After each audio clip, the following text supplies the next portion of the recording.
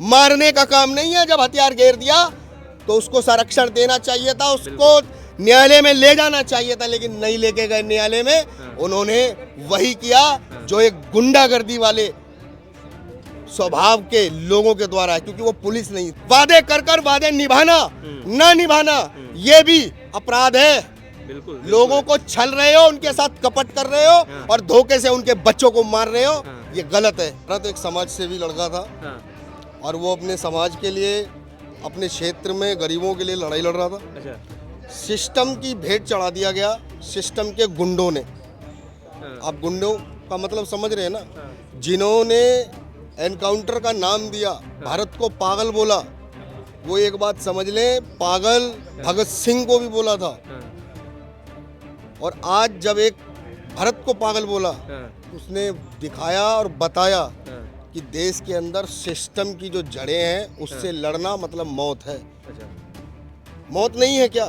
बिल्कुल है, क्या देश में आवाज उठाना, न्याय दिलाना, पीड़ित को उसका अधिकार दिलाना, ये संविधान में अधिकार नहीं है क्या? किसी को भी गोली मार दोगे आप, किसी को भी। जब उसने हथियार घेर दिया है, उसने कितने मुकदमे चल रहे थे, ये पुलिस को समझ में नहीं आया। बिल्कुल बिल्कुल। वो निवेदन करता रहा और तुमने क्या कर दिया, दे दनादन 5-5 गोली मार दी उसमें। जिसका डर था, जिस डर से वो वीडियो बनाकर तुम्हारी काली करतूतों को दिखा रहा था, उन्हीं करतूतों पर जिस पर उसको विश्वास उठ चुका था, और उसके विश्वास उठ जाने पर तुमने उसे पागल करार कर दिया। वो पागल नहीं था, वो तो क्रांतिकारी था। और वो क्रांति की चिंगारी लगा गया है पूरे भारत के अंदर। हर उस युवा को संदेश दे गया है कि जब देश पर विपदा आएगी तो एक एक क्रांतिकारी इन भ्रष्टाचारियों पर भारी पड़ेगा ही पड़ेगा। चाहे वो सरकार में, सत्ता में हो, चाहे प्रशासन में हो, चाहे शासन में हो, एक एक ही क्रांतिकारी भारी पड़ेगा इन सब के ऊपर। और वो भारत ने दिखाया है। भारत की निर्मम तरीके से मॉब लिंचिंग करके और गोलियों की बौछार करके जिस तरीके से हत्या को साजिश, अब एनकाउंटर का बता रहे हैं, एनकाउंटर नहीं है। देश में हमारे युवाओं को अगर सरकार मारेगी, सरकार के पाले पोसे गुंडे मारेंगे, तो हम लोग क्या देखते रहेंगे क्या? बिल्कुल नहीं। सरकार ने भरोसा दिया है। सरकार और हमारे बीच में मीडिएटर का काम है पुलिस का, मारने का काम नहीं है। जब हथियार घेर दिया तो उसको संरक्षण देना चाहिए था, उसको न्यायालय में ले जाना चाहिए था, लेकिन नहीं लेके गए न्यायालय में। उन्होंने वही किया जो एक गुंडागर्दी वाले स्वभाव के लोगों के द्वारा है, क्योंकि वो पुलिस नहीं थी, वो गुंडे थे। किसी के जज्बात और उससे खिलवाड़ नहीं करना चाहिए। सरकारें हिल जाती हैं। आज देश में जो लोग कह रहे हैं ना जैन जी, कि जैन जी आएंगे, जैन जी तो पता नहीं, लेकिन इस देश में क्रांति पुनः आ जाएगी। 1857 के बाद पुनः देश आजाद होने के बाद पुनः क्रांति आएगी। हर युवा के हाथ में हथियार होगा और वो बागी बनकर जवाब देगा और जवाब लेगा सरकारों से, क्योंकि कानून पर विश्वास हमें रखना है। ऐसा इन्होंने विश्वास ही नहीं रख पाया हमारे ऊपर। वादे कर कर वादे निभाना ना निभाना ये भी अपराध है। बिल्कुल। लोगों को छल रहे हो, उनके साथ कपट कर रहे हो और धोखे से उनके बच्चों को मार रहे हो, ये गलत है। बिल्कुल आप सही कह रहे हैं। भैया आप किस तरह देख रहे हैं, जिस तरह से एक क्या ब्राह्मण होने की सजा भरत तिवारी ने भुगती? यार आपने ब्राह्मण समझ के मारा होगा उसे। मैं किसी पर भी टिप्पणी करने से पहले ना, मैं हमेशा उसकी जांच पूरी करता हूँ। अच्छा। मैंने पूरा अकाउंट देखा, मैंने बहुत सारे वीडियो देखे।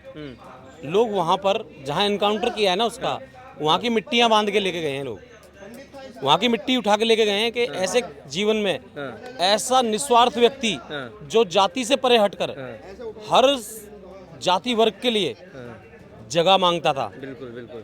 आने वाली बारिश के अंदर कोई नई बात नहीं है। आज मैं ही शुरू से देखता आया हूँ बिहार में क्या हाल होता है बाढ़ से। बिल्कुल बिल्कुल। लोगों की 50-50 हज़ार रुपए की भैंस है, वो 5-5, 7-7 हज़ार में बेच रहे होते हैं बेचारे। सही बात। इसलिए कि पैसे वापस नहीं आ जाएं, इसलिए कि कैसे भी करके अगर कोई खरीद के ले आए तो ये पशु बच जाए। 50,000 का 5,000 में बेचते हैं। सही बात। जिस जगह के लिए वो मांग कर रहा था, पहली बात तो तुमने बाढ़ से निकाले लोग, और जो दूसरी जगह दी वो भी बाढ़ में दे दी। वो यही तो बोल रहा था कि अगर चलो वहां से जगह करके तुमने यहाँ दिया है तो यहाँ कम से कम इतना ऊंचा तो कर दो, यहाँ पे आने वाले समय में बाढ़ के माध्यम से जो 7-7, 8-8 फुट पानी भर जाता है उससे ये लोग फिर प्रभावित होकर किसी की जान को नुकसान ना पहुंचे, किसी के मान को नुकसान ना पहुंचे, किसी के सम्मान को नुकसान ना पहुंचे, किसी की आर्थिक नुकसान ना पहुंचे। और उस व्यक्ति की हत्या कर दी जिस व्यक्ति की भावनाएं कैसी थी कि मेरा शरीर मर जाए तो मेरे ये अंग आर्मी को दे देना, ये किसी मजबूर को दे देना। और पुराने में जाएंगे तो कोरोना में क्या किया था उनने, कोरोना में लेटर लिखा उस व्यक्ति ने प्रधानमंत्री को, सही बात है, प्रधानमंत्री को लेटर लिखा कि अगर आपको कोरोना टेस्ट के लिए किसी शरीर की आवश्यकता है तो वो शरीर देने वाला व्यक्ति मैं हूँ। सोचिए उसके अंदर दान की भावना, जो शरीर की भावना है वो महर्षि दधीच से आई, उसके अंदर समाज के लिए लड़ने की जो भावना आई वो चाणक्य से आई, और उसके अंदर जो क्रांतिकारी जलवा था वो चंद्रशेखर आजाद जी से आया कि अपने व्यक्तियों के लिए लड़ने के लिए। मैं देखो संवैधानिक तौर पे मैं बिल्कुल भी इसका पक्ष में नहीं हूँ कि कोई हथियार उठाए, सही बात है, लेकिन हथियार उठाने पर उसे मजबूर किसने किया? डीएम के पास, एसडीएम के पास, अधिकारियों के पास, सबके पास उसने ज्ञापन दे रखे हैं, याचनाएं कर रखी हैं।